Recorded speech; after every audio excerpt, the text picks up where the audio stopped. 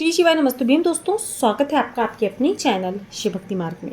आप सभी के ढेरों कमेंट्स मेरे पास आ रहे थे, दीदी मासिक शिवरात्रि का व्रत किस दिन रखा जाएगा। और आप सभी जानते होंगे मासिक शिवरात्रि को हम चतुर्दशी तिथि के नाम से भी जानते हैं। तो इस दिन हमें व्रत कब रखना है, व्रत को करना कैसे है, संकल्प किस प्रकार से हमें लेना है, पारण व्रत का कब करना है, क्योंकि ये भी कमेंट्स आ रहे थे कि अगले दिन अमावस्या है तो हम पारण कब और किस समय पर करेंगे।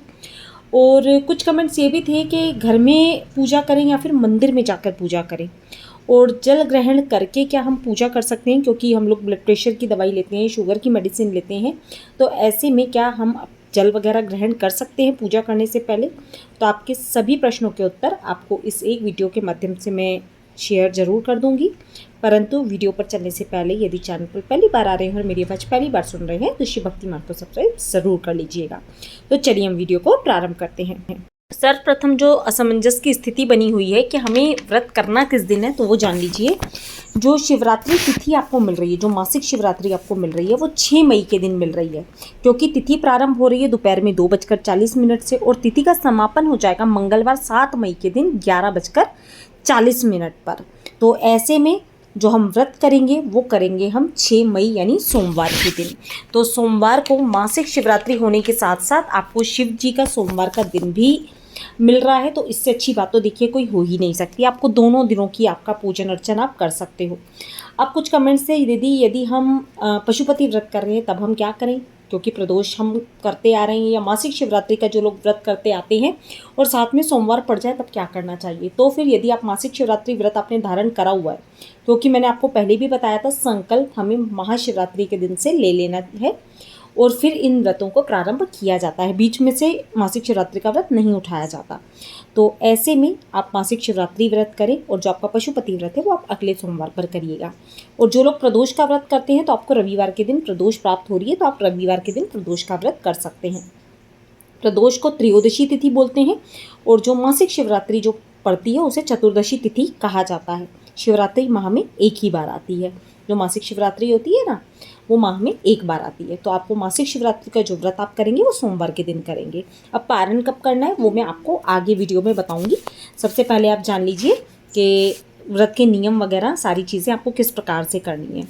अब देखिए, सर्वप्रथम सबसे पहले सुबह उठें, स्नान वगैरह कर लें, जल में थोड़े से गंगा जल काले तिल मिलाकर यदि स्नान करते हैं तो बहुत ही अच्छी बात है, हर हर गंगे कहते हुए आप स्नान करने के पश्चात साफ स्वच्छ वस्त्र धारण कर लीजिए। पुरुष हैं तो सफ़ेद रंग के वस्त्र धारण कर सकते हैं। वैसे जो व्रत होता है ना, ये महिलाएं इसलिए करती हैं क्योंकि पारिवारिक जीवन में उन्हें सुख समृद्धि की प्राप्ति हो, पति पे यदि कोई कष्ट है तो वह भी दूर हो, और पुरुष भी इस व्रत को धारण कर सकते हैं, कोई दिक्कत वाली बात नहीं है। कुंवारी कन्याएं भी मनभावन पति के लिए मासिक शिवरात्रि का व्रत धारण करती हैं।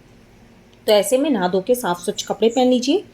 महिलाएं कोई भी लाइट कलर के वस्त्र पहन सकते हैं, बस आपको काला या नीले रंग का वस्त्र धारण नहीं करना होता, अन्य किसी भी कलर के वस्त्र पहन सकते हैं। इसके पश्चात अब जो बात आ रही थी कि गर्भवती महिलाएं क्या करें यदि व्रत कर रहे हैं, या जल दवाई, देखिए जल वगैरह ले सकते हो, कोई दिक्कत नहीं है, दवाई मेडिसिन जो आप लेते हो वो भी ले सकते हो। और गर्भवती महिलाएं यदि व्रत कर रही हैं तो आप पहले कुछ ले भी सकते हो, क्योंकि बहुत देर तक भूखा नहीं रहा जाता गर्भवती महिलाओं के लिए। तो ऐसे में आप कुछ ले सकते हो जो भी आप व्रत में, क्योंकि इस व्रत को देखिए एक बात समझिएगा, जल फल और मीठे फलाहार पे किया जाता है ये व्रत, क्योंकि जो शिवरात्रि का व्रत होता है, जो मासिक शिवरात्रि व्रत होता है, वो फलाहारी व्रतों की श्रेणी में आता है, इसमें हम अनाज ग्रहण नहीं करते हैं। परंतु ये देखिए, यदि आपका शारीरिक स्तर इस प्रकार का नहीं है कि आप मीठा भोजन करें या फिर आप फलाहार पे निकालें, तो आप सेंधा नमक से जो व्रत आप करते हैं ना, सेंधा नमक आप खाने में मिलाकर, तो आप उस प्रकार से साबूदाने की खिचड़ी खा सकते हैं, आलू बना सकते हैं, कोई भी फरियाली चीज़ आप बनाकर खा सकते हो, उसमें कोई दिक्कत नहीं होती है। और व्रत में बार बार खाना भी नहीं चाहिए वैसे तो मैं यही कहूँगी। बाकी जल फल वगैरह आप बिल्कुल ले सकते हो, उसमें कोई दिक्कत नहीं है। नमक खा रहे हो तो फिर एक समय नमक खा लीजिएगा। प्याज लहसुन का सेवन हमें बिल्कुल नहीं करना है, इस बात का ध्यान रखिएगा। व्रत के दौरान प्याज लहसुन का सेवन नहीं किया जाता, ठीक है, ये भी हो गया। इसके पश्चात अब जो पूजन आपको करना है, पूजन कहाँ पर करेंगे ये भी प्रश्न आता है। देखिए, व्रत के दौरान यदि मंदिर जाकर पूजा करी जाए तो बहुत ही ज़्यादा अति शुभ माना जाता है। और आप सुबह में जैसे मंदिर चले जाएं, आपके आसपास से जल वगैरह चढ़ाकर आ जाएं। वैसे जो पूजन करने का सही समय होता है वो होता है दोपहर को 3 से 6 बजे के समय, जो दिन का तीसरा पहर होता है, और प्रदोष काल का जो समय होता है वो शिव जी की पूजा का अति उत्तम समय बतलाया गया है।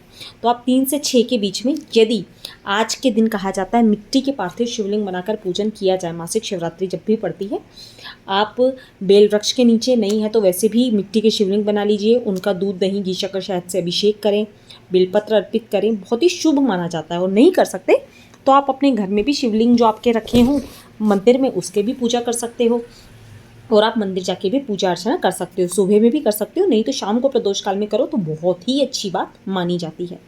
अब कमेंट्स ये भी आ रहे थे, दीदी सूर्य को पहले जल चढ़ाएं या बाद में चढ़ाएं? नहाते से ही सर्वप्रथम कार्य आपको सूर्य को जल चढ़ाना है।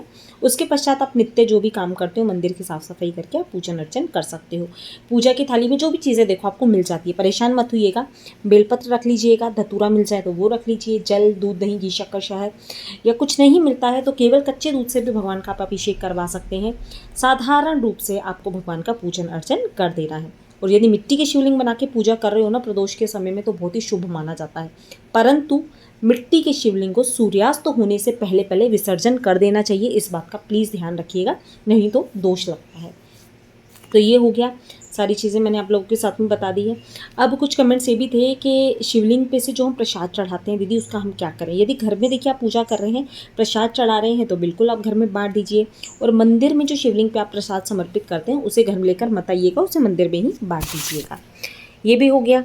अब इसके बाद में जो मेरे पास कमेंट्स थे वो ये भी थे कि यदि हम पूजा शाम के समय नहीं कर पा रहे हैं तब हम क्या करें? शाम को पूजा नहीं कर पा रहे हो ना, तो फिर आप सुबह में एक बार नहा धो के स्वच्छ होके आप पूजा कर लीजिए, उसमें कोई दिक्कत वाली बात नहीं है, ठीक है।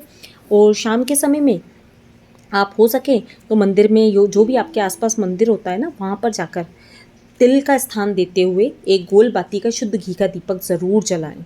मंदिर नहीं जा पा रहे हो, घर के मंदिर में जला दीजिए, और एक दीपक अपने मुख्य द्वार और बेलपत्र में ज़रूर जला दीजिए। अगर आपके यहाँ बेलपत्री का वृक्ष लगा है या गमले में बेलपत्र लगा है, धन वृद्धि के लिए बहुत ही ज़्यादा शुभ माना जाता है। ये कार्य आपको कर लेना है आज के दिन। अब इसके पश्चात में कुछ विशेष उपाय भी किए जाते हैं, जो कि अगर आप पूजा, देखिए मैं हमेशा बोलती हूँ, व्रत नहीं भी करते हो ना, विशेष तिथियों में आप पूजा पाठ का नियम पूरा करो, आपको व्रत का फल भी मिलेगा। भगवान भूखा रह के व्रत करने के लिए नहीं बोलते हैं, परंतु यदि हो सकता है आपसे, आपके पास समय है, तो विधि पूर्वक आप मिट्टी के शिवलिंग बनाइए, उनका पूजन अर्चन करिए, बेलपत्र अर्पित करिए, अभिषेक करिए, सारी चीज़ें नियम पूर्वक करेंगे ना, तो आपको वही व्रत का फल भी मिलेगा। तो इस बात का ध्यान रखिएगा।